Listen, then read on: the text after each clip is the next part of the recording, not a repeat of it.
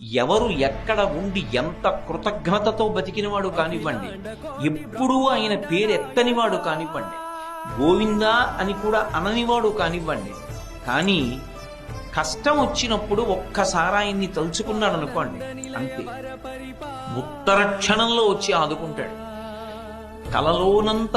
నెరుంగని మహాకష్టాత్ముడైనట్టి దుర్బలుడు ఆపత్సమయంబునన్ నిజపదాబ్జాతంబు ఉల్లంబునం తలపన్ అంతని వచ్చి ఆర్తిహరుడై తన్నైన ఇచ్చును సునిశ్చల భక్తి భావములన్ భజించు వారికిడడే సంపద్విశేషోన్నతులు. కలలో కూడా ఎప్పుడూ వెంకటరమణుణ్ణి తలుచుకోనటువంటి వాడు, పరమ కృతజ్ఞుడైనటువంటి వాడు, ఆపత్కాలంలో ఏదైనా పెద్ద కష్టం వచ్చి మీద పడిపోయి తన దగ్గర ఉన్నటువంటి ఉపకరణముల చేత తన బుద్ధి చేత తాను తప్పించుకోవడం సాధ్యం కాదు అన్న విషయాన్ని బుద్ధి చేత రూఢం చేసుకుని, అప్పుడు ఇక ఆయన తప్ప వేరొక మార్గం లేదు అని మనసులో విశ్వసించి ఒక్కసారి పిలిచినంత మాత్రం చేత పరిగెత్తుకొచ్చి ఆపద తీర్చడం కాదు, తనని తాను కూడా ఇచ్చేసుకుంటాడు.